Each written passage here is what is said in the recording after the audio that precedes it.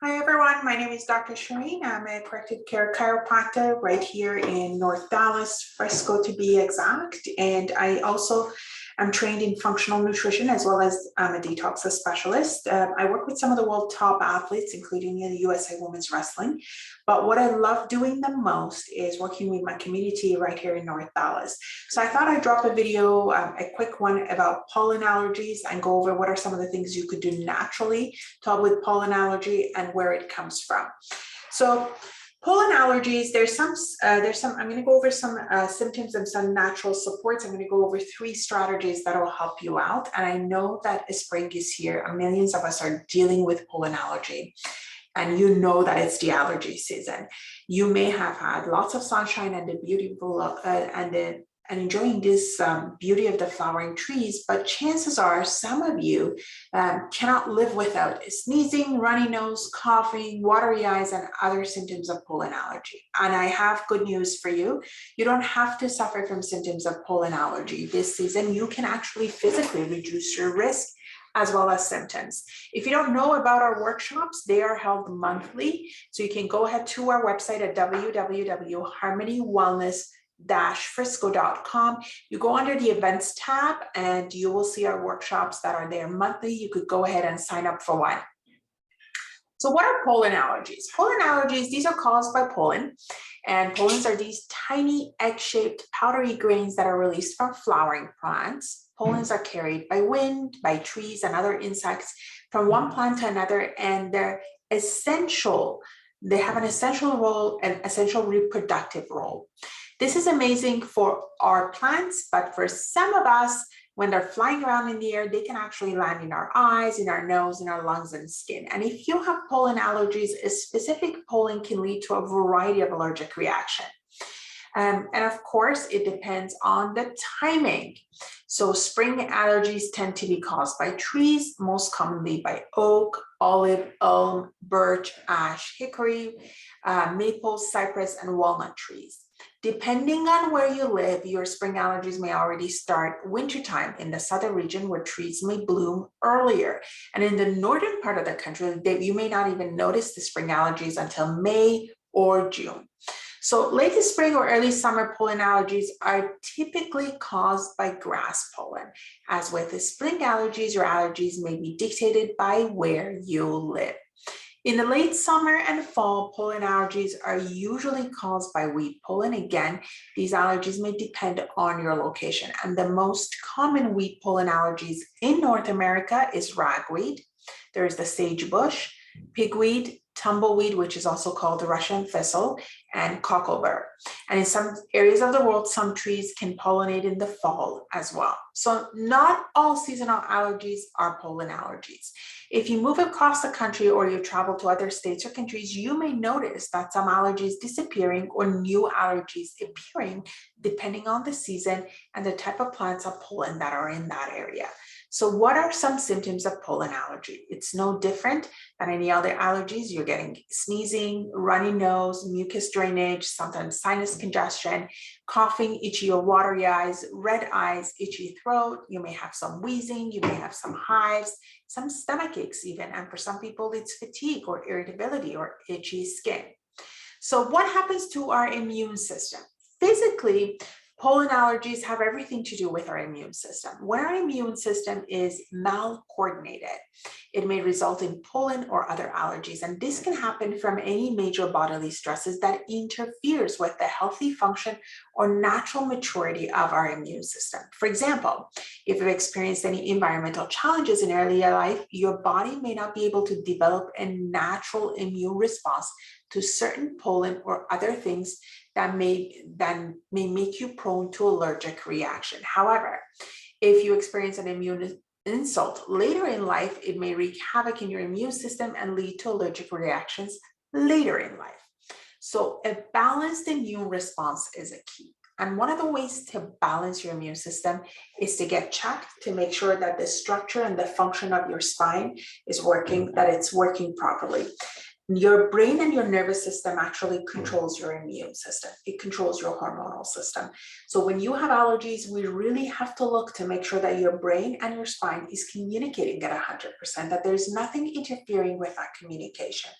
One of the best ways to get your allergies toned down, to balance your immune system, is to start seeing a chiropractor and make sure that you get corrective chiropractic care. So you want to get a full spinal checkup. You want to make sure that there are motion x-rays taken, and you want to make sure that there is corrective results and neuromuscular re-education. And that's exactly what we do in our office. And you'll see tons of testimonies on our website and our social media of people that have gotten their immune system balanced, that are no longer suffering from allergies. So I really want to encourage you to go ahead and have a look at your spine. This will tone down your sympathetic nervous system, tone up your parasympathetic nervous system, so that your body and your immune system will function better. So most people don't connect the nervous system into allergies. So I wanted to spend some time and go over that with you. A lot of people don't connect gut health to allergies either. By the way, your gut is also controlled by your nervous system. So one of the issues that we find with our patients that have allergies or increased symptoms, or they're prone to allergies, is an unbalanced gut flora. Your gut microbe is responsible for about 70% of your body's innate immune response, and it allows your body to differentiate between a safe environmental particle, including pollen or weed and dust, and unsafe environmental particle. By the way, your nervous system determines your good and bad bacteria, so that you know that's how important getting a chiropractic checkup and getting a chiropractic adjustment is. So when your gut flora is altered early in life, it can lead to an immune malcoordination. It can relate to oversensitivity to safe environmental particles. This may not increase your risk of pollen and other seasonal allergies, but it can increase your risk of asthma, autoimmune condition, and even chronic inflammation. So you want to make sure that your immune system is balanced.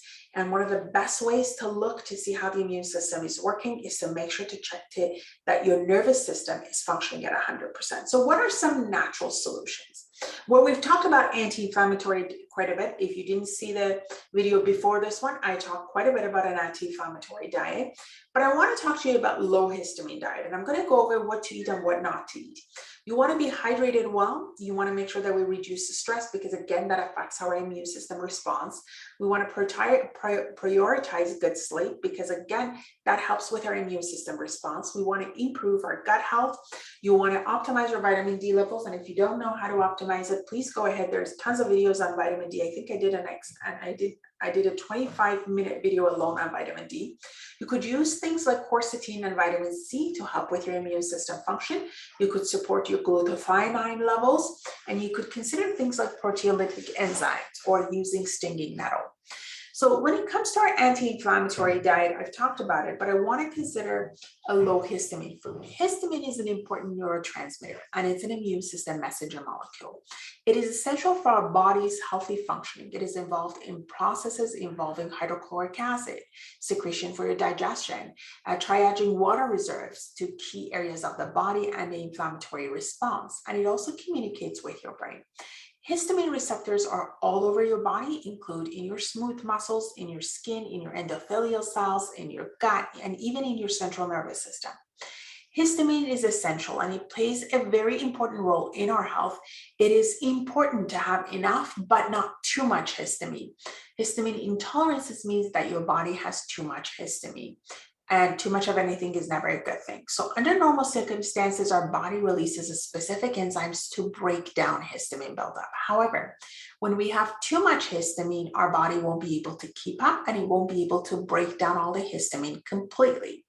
Histamine intolerances can again affect our lungs, it can affect our gut, it can affect our brain, our heart, our hormones. So why don't we try a low histamine diet? You want to avoid these following foods if you want to decrease your histamine, or if you're a histamine intolerant.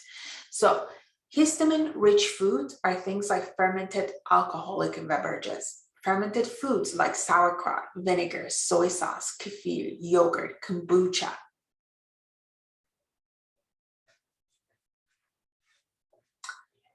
You want to take things like pickles and mayo and olives. You want to So bacon, salami, pepperoni, luncheon meats, these are all full of histamine. Sour foods like sour cream, sour milk, and buttermilk, sour bread. Dried foods like apricots, prunes, dates, figs, raisin. Citrus foods also are very high in histamine. Aged cheeses, including goat cheese. Nuts like walnuts, cashews, and peanuts. Vegetables like avocados, eggplants, spinach, and tomatoes. And of course, smoked fish. Histamine releasing foods, again, these are things like alcohol, avocados, bananas, chocolates, cow's milk, papaya, pineapple, shellfish, strawberries, tomatoes, wheat germ, and many artificial preservatives and dyes. So you want to stay away from these foods. You can reduce the consumption of these foods for a week to 2 weeks and see if you notice any improvement in your pollen allergies. You want to hydrate well. Water is a key to your health. A fetus develops within a water-bound environment inside an amniotic sac, and a baby's water rationing system takes effect quickly after birth to avoid dehydration. Histamine helps to redistribute water inside our body to keep you hydrated and healthy. If you're chronically dehydrated, histamine has to withdraw water from major regions of your vital organs to send it to your vital organs to sustain life and function. So chronic dehydration can lead to excessive histamine activity. You may add some lemon or apple cider vinegar for an extra boost of alkalinity and digestion support. So you want to drink regularly throughout the day, about 4 ounces every 30 minutes or so. Of course, reduce sleep and prioritize good sleep. Reduce stress and prioritize good sleep. There's, I think, at least 3 or 4 videos on that. They're earlier in the year, so go ahead and have a look at those. But chronic stress and poor quality of sleep can increase inflammation in our body, and it can compromise gut health. So when we're under stress, our body also releases histamine to protect your body. However, when you're under chronic stress and our body is fatigued from low quality or little sleep, our body will release too much histamine. And as you know, too much histamine is not good for our body, and it can lead to a variety of issues, including allergies. So I hope that this video helped you. You know that optimizing vitamin D levels are great as well. So this is also because vitamin D is associated with chronic inflammation and risk of developing allergies. But I do hope that you continue watching. Make sure that you go ahead to our website at www.harmonywellness-frisco.com. And on the events page, it gives you an opportunity to sign up for our workshop. Again, while you are there, there's our phone number, 945-888-2988. 945-888-2988. That gives you an ability to call in and book your new patient appointment, or you can go ahead on the website, click on our new patient appointment booking system. It'll help you to navigate our system, and then you can go ahead and book your time to come in for a full consult so that we can see how your nervous system is doing, what's impeding it from working completely and from healing completely, because your body can heal. When you get a cut, your body heals. We have to wonder why when it's able to heal your cut, why is it not able to get your blood pressure to normalize? Why is it not able to get your cholesterol levels to work at 100%? Why is it not able to get rid of your hip pain, your backache, your neck pain? Why is it not able to get your allergies to work better or your immune system to be balanced? So you go ahead to www.harmonywellness-frisco.com. My name is Dr. Shireen Banakdar. I'm a USA Women's Wrestling Team Doctor, and I'm also here to help you in North Dallas. If you have any questions, please reach out to us. Go ahead to our website. You can be on any of our social media. Please like us there. God bless you. Remember who you are.